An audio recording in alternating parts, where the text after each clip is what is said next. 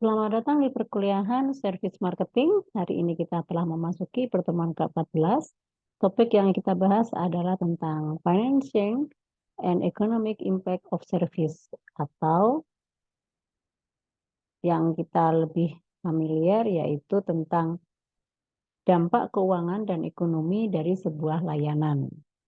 Adapun tujuan pembelajaran kita pada hari ini adalah diharapkan kepada seluruh peserta atau seluruh mahasiswa telah mengikuti program hari ini mampu menjelaskan tentang dampak keuangan dan ekonomi dari sebuah layanan atau servis. Jadi kita akan bersama-sama mempelajari apa pengaruhnya, apa dampaknya dari keuangan dan juga ekonomi terhadap layanan. Yang pertama, submaterial kita pada hari ini adalah tentang menjelaskan tentang pemeriksaan atau pengaruh langsung layanan terhadap laba atau effect of service on profit. Yang kedua adalah mempertimbangkan pengaruh pelayanan atau layanan dalam mendapatkan pelanggan baru, yaitu consider the impact of service on getting new customer.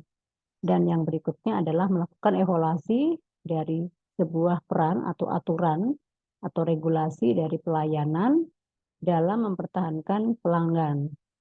Yang berikutnya adalah memeriksa hubungan antara persepsi layanan dan keinginan dalam pembelajaran atau membeli dari customer. Yang kelima adalah menjelaskan tentang apa yang diketahui tentang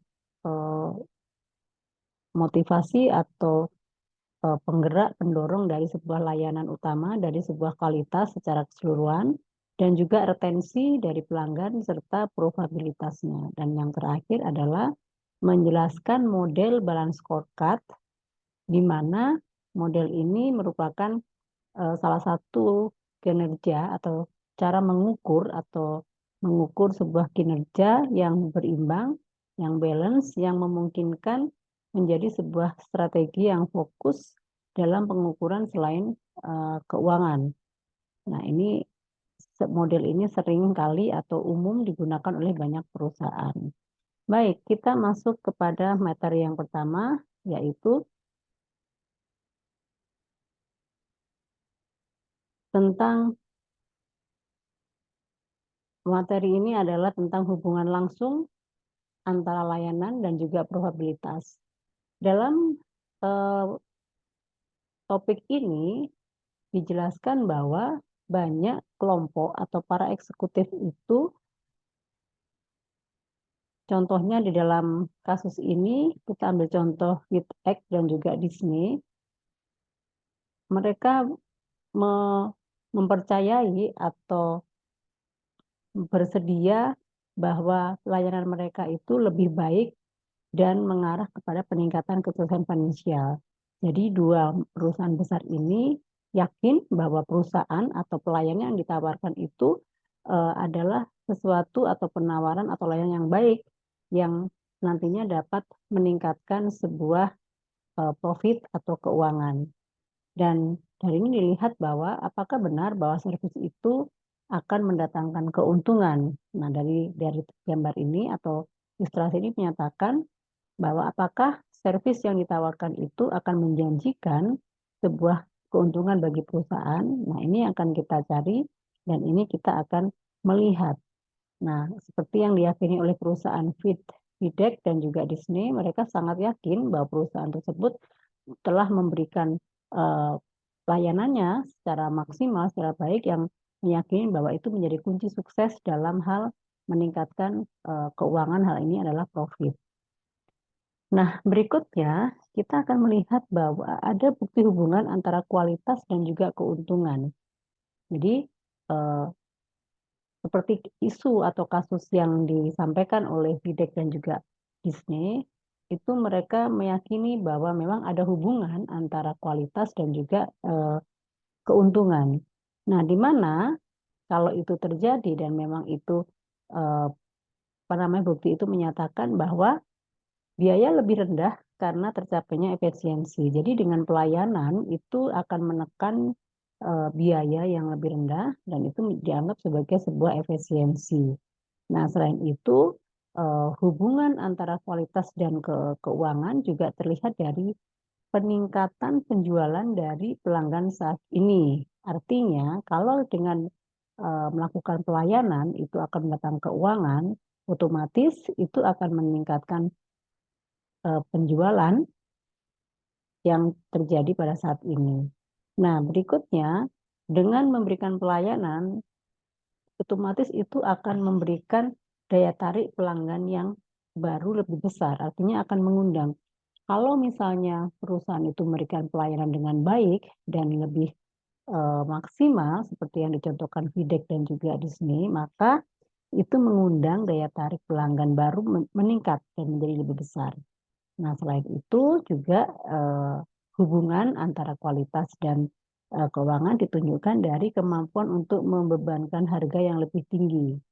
Nah, selain itu ada data PIMS, ya Profit Impact of Marketing Strategy, itu memang menyatakan bahwa ada hubungan antara kualitas dan juga keuangan. Nah, ini yang dimaksud dengan bukti bahwa pelayanan itu akan meningkatkan sebuah keuntungan atau meningkatkan finance dari sisi keuangan akan meningkat.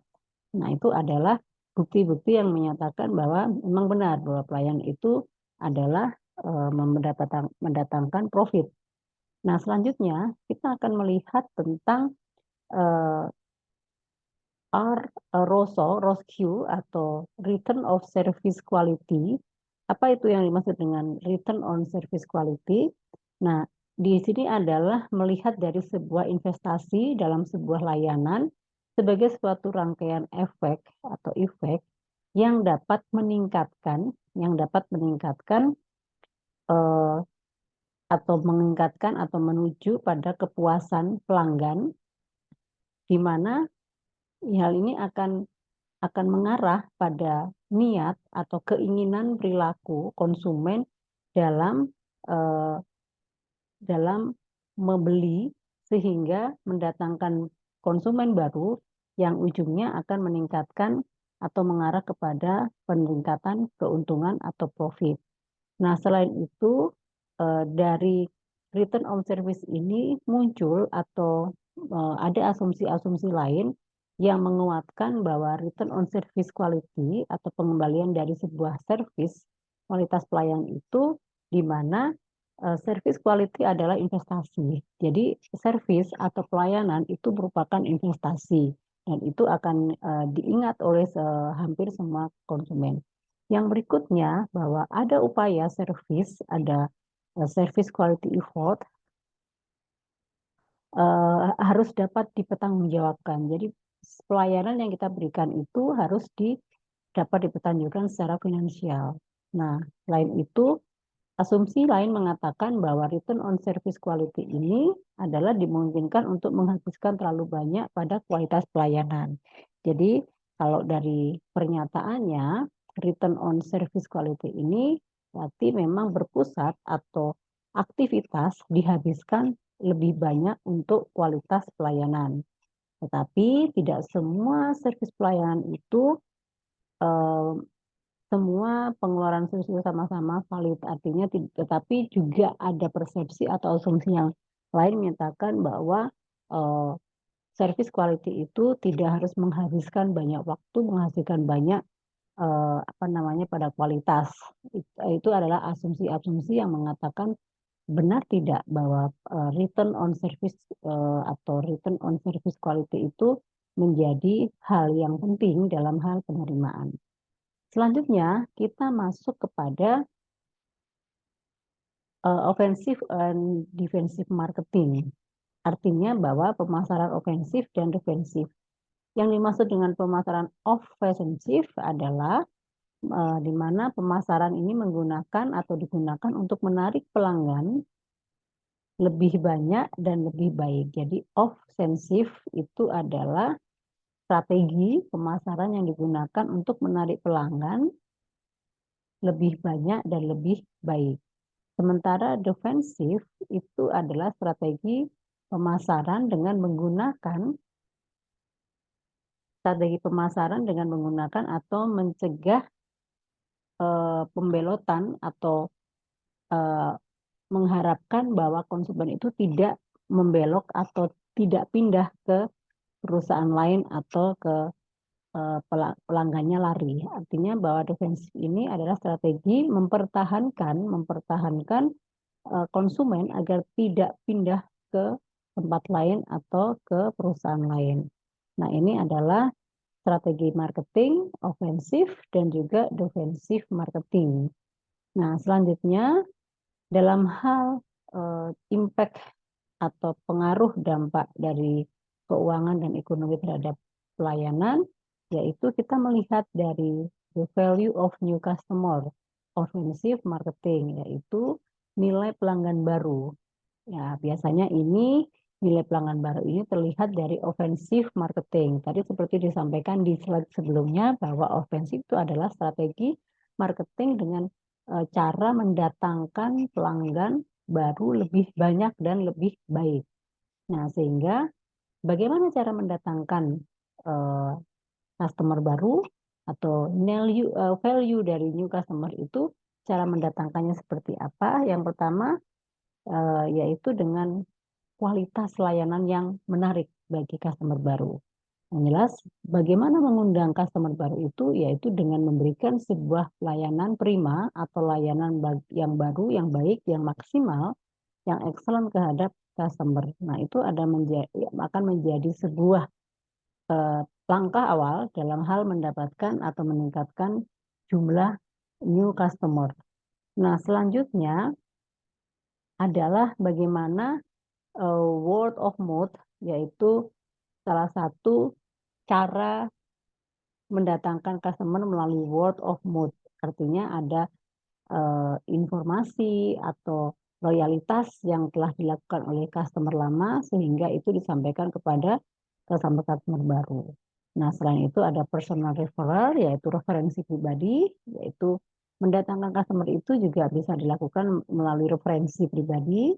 Yang berikutnya adalah kesediaan untuk merekomendasikan, artinya yang dimaksud dengan willingness to recommended adalah bahwa kalau kita menjadi customer di suatu perusahaan atau customer di suatu jasa atau kita merasakan kepuasan dengan menggunakan suatu produk atau jasa, nah itu biasanya kita secara ikhlas, secara rela akan merekomendasikan kepada orang lain. Jadi tanpa diminta, itu kita akan menyampaikan bahwa kita puas dan itu bisa direkomendasikan kepada yang lainnya. Yang terakhir adalah kesaksian yang antusias, artinya testimoni, ya, enthusiastic testimonial, artinya memberikan testimoni yang memang kita sudah merasakan, sudah terbukti, dan itu kita sampaikan sebagai bentuk cara mendatangkan customer baru di suatu produk jasa yang sudah dirasakan oleh konsumen. Berikutnya, kita akan masuk kepada keuntungan pangsa pasar.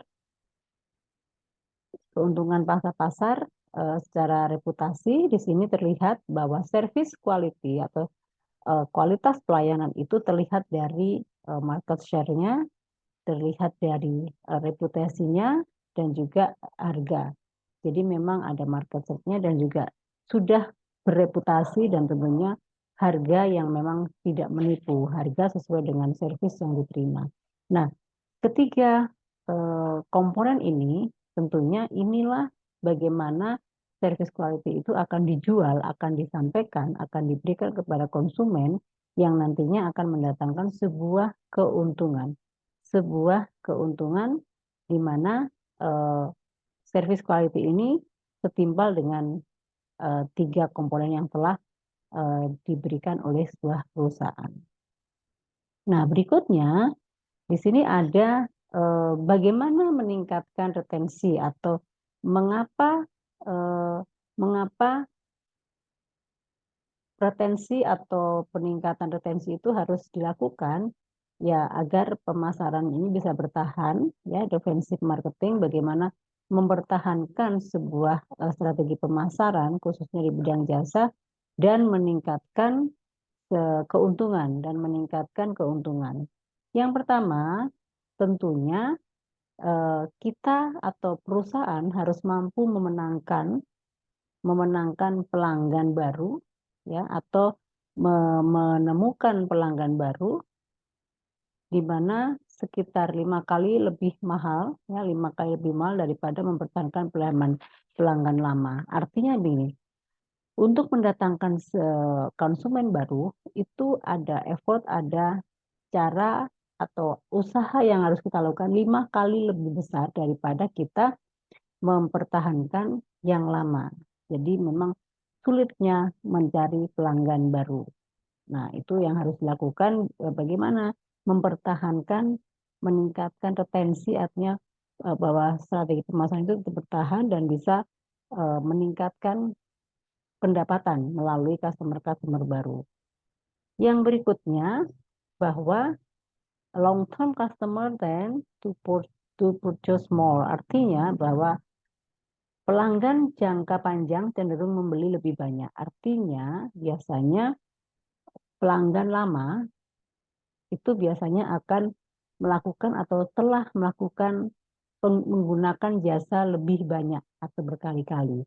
Nah, itu cara mempertahankan pemasaran atau improve retention. Artinya bahwa memang kalau loyalitas seorang customer itu dibuktikan dari bagaimana seorang customer atau pelanggan itu membelanjakan atau menggunakan produk kita berkali-kali. Yang berikutnya adalah pelanggan itu yang sudah lama tentunya lebih akrab, lebih familiar untuk bisa ditangani. Artinya kita sudah perusahaan atau kita sudah mengetahui ciri khas atau karakteristik dari pelanggan, kebutuhan dari pelanggan lama itu lebih mudah diketahui sehingga pada saat menawarkan promo, menawarkan sebuah produk baru itu lebih gampang menghandle-nya, lebih mudah deal-nya. Tetapi kalau yang baru kan harus di-maintenance, harus lakukan pendekatan, harus dimotivasi, harus diyakinkan. Nah, itu yang tadi disampaikan di poin pertama, 5 kali lebih susah untuk mendapatkan customer baru daripada melakukan maintenance atau menjaga customer lama. Nah, sekarang kita masuk kepada keuntungan margin retensi pelanggan. Yang terlihat bahwa di sini service qualities, ya, kita akan melihat retensi customer-nya, terlihat dari rendahnya pembiayaan, ya, rendahnya pembiayaan, terus juga ada volume of purchase, jadi jumlah pembelanjaan atau penggunaan, dan juga price premium, harga yang premium, dan juga dari word of mouth, jadi informasi dari mulut ke mulut itu adalah cara atau persepsi layanan atau bagaimana memberikan keuntungan bagi perusahaan yang memiliki service quality, ya, untuk menekan customer retensi.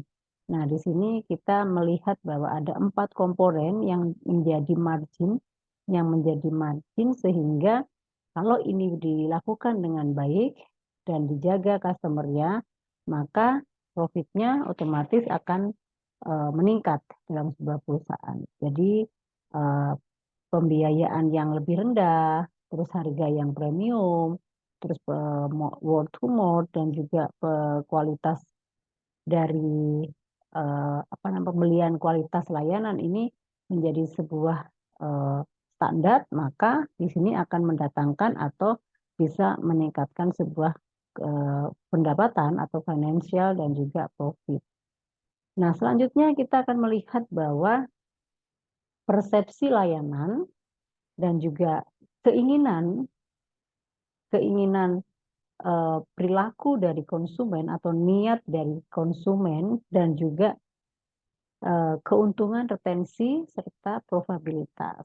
Nah, ini terlihat dari pelayanan, ya, didukung oleh niat dari perilaku atau konsumen dan juga keuntungan retensi di sini terlihat.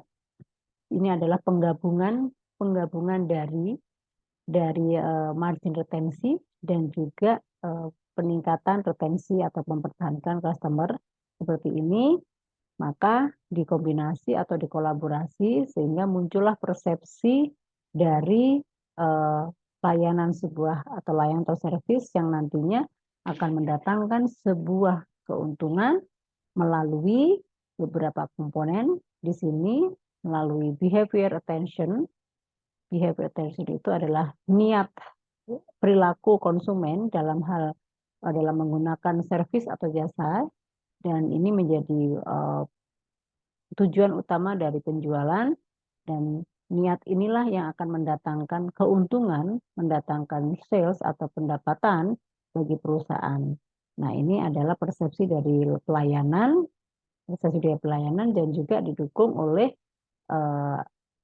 niat dari perilaku serta keuntungan retensi pelanggan. Nah, ini terlihat dari sini, dari ini kombinasi sehingga memunculkan peningkatan jumlah customer dan juga bagaimana maintenance customer menjadikan sebuah pemasukan atau penjualan yang berdampak kepada profit atau keuntungan.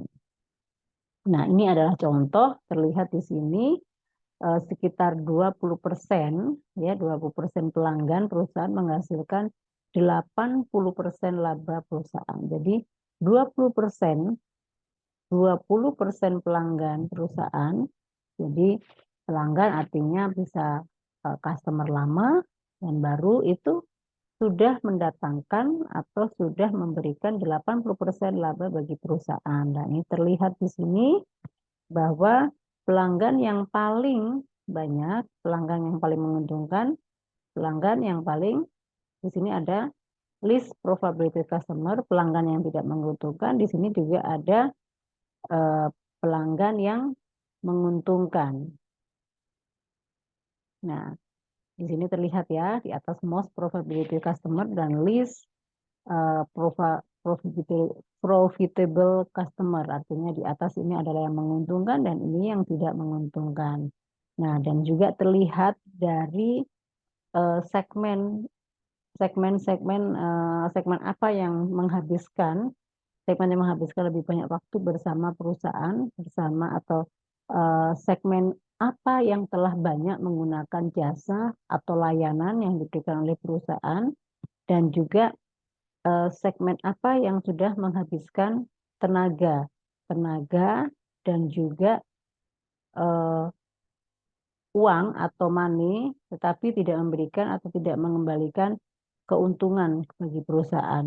Nah, ini adalah contoh-contoh customer banyak tetapi tidak menguntungkan, tidak memberikan profit bagi perusahaan. Tetapi di sisi lain ada sekelompok customer dengan biaya rendah dan juga sudah menghabiskan waktu atau menguntungkan bagi perusahaan, yaitu perusahaan yang memang loyal. Nah, ya di sini terlihat ya, di sini terlihat ada pelanggan yang loyal yang sudah banyak menghabiskan atau telah menggunakan jasa atau produk, dan itulah yang akan meningkatkan pendapatan dibanding dengan banyak konsumen tetapi dia tidak loyal, tetapi hanya menggunakan sekali, dan itu tidak bisa dikatakan menyumbang 80% seperti itu.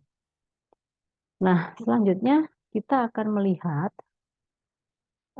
elemen-elemen dari service, ya, elemen dari pelayanan, yaitu adanya penggerak utama kualitas pelayanan seperti retensi pelanggan dan keuntungan adalah pertemuan dari layanan. Yang kedua adalah relative importance of various service dimension. Artinya kepentingan relatif dari berbagai dimensi layanan akan berbeda, tetapi kehandalan biasanya yang paling kritis. Jadi kehandalan servis itu adalah sesuatu yang perlu diperhatikan dan itu menjadi hal yang kritis. Nah, berikutnya kita melihat kunci atau pendorong utama kualitas pelayanan dan juga retensi pendorong retensi pelanggan dan juga keuntungan dan profit. Nah, di sini ada kunci driver atau key driver dan juga service counter.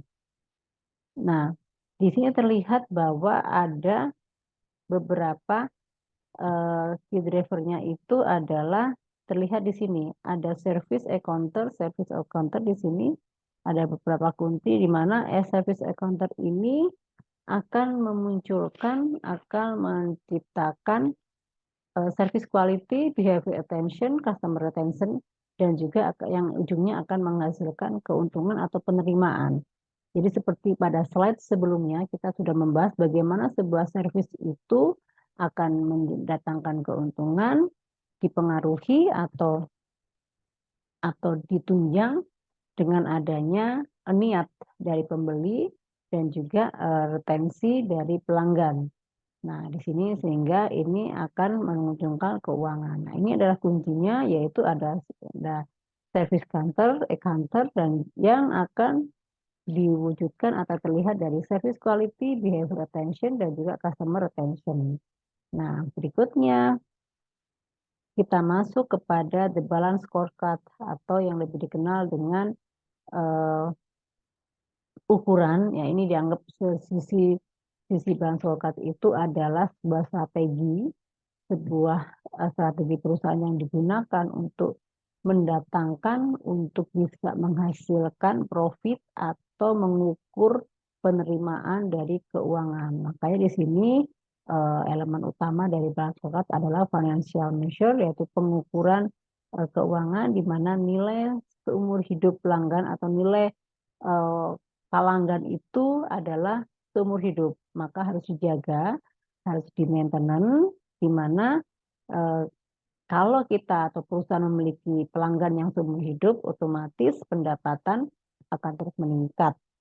Tetapi kalau tidak dijaga atau tidak dipertahankan, tidak di-maintenance, maka itu perusahaan akan kehilangan keuntungan atau hilangnya pendapatan. Nah, maka harus diperhatikan juga strategi harga yang harus dimainkan untuk bisa dijadikan standar atau bisa menjadi pilihan ya yang diberikan oleh customer dengan menawarkan harga-harga premium dan juga meningkatkan volume penjualan atau melakukan penjualan silang atau cross sales dan lain sebagainya.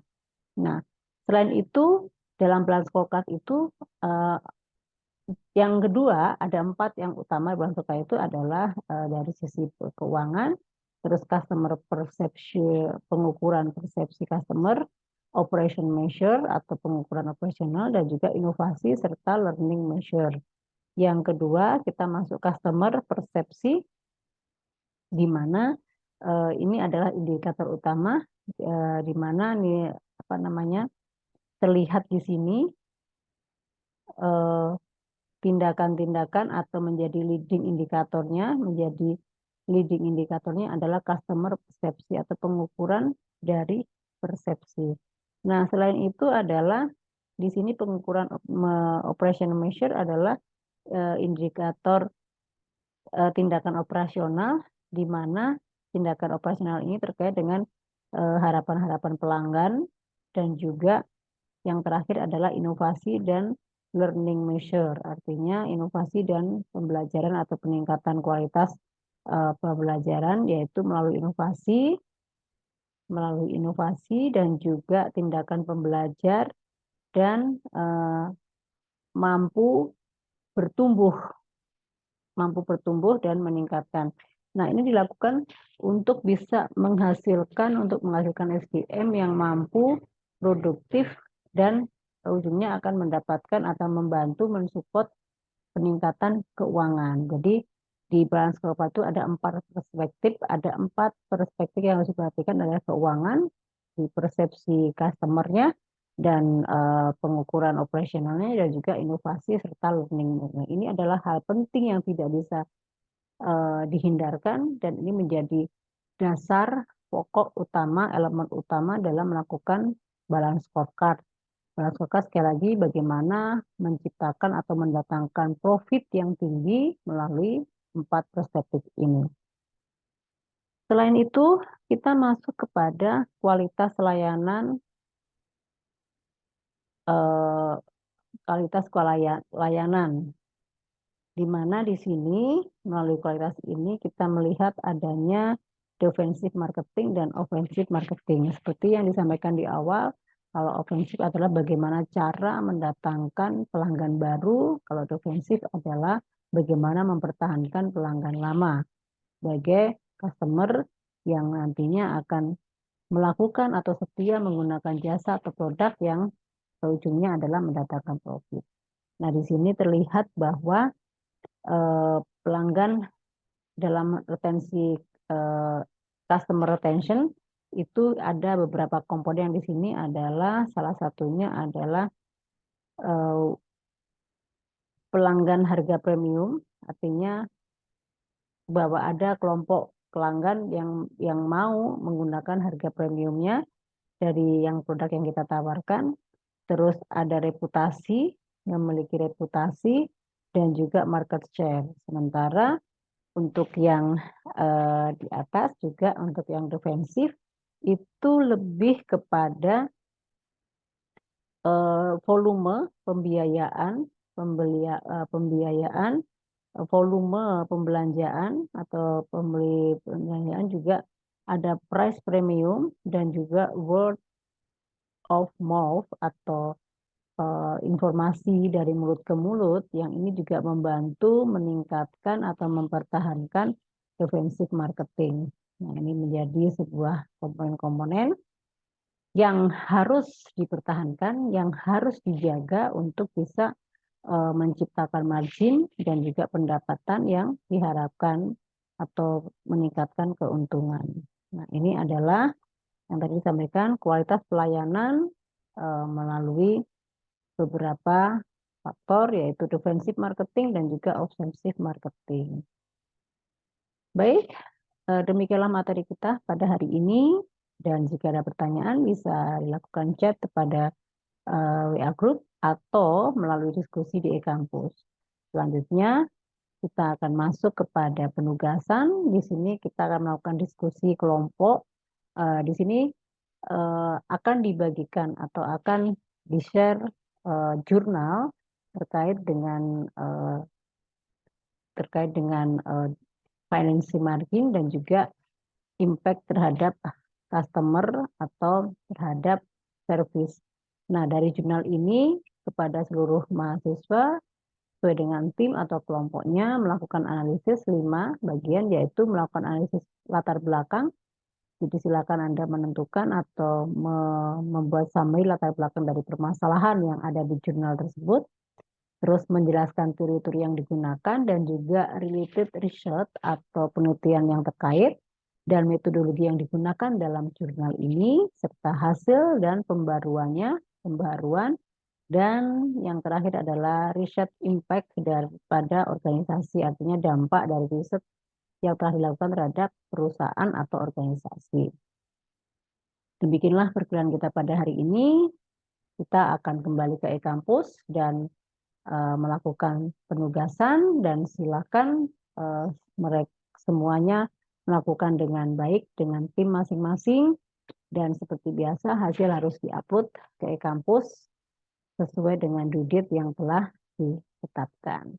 Terima kasih semuanya atas perhatiannya. Semoga materi kita hari ini memberikan banyak manfaat dan tentunya menambah wawasan serta pengetahuan.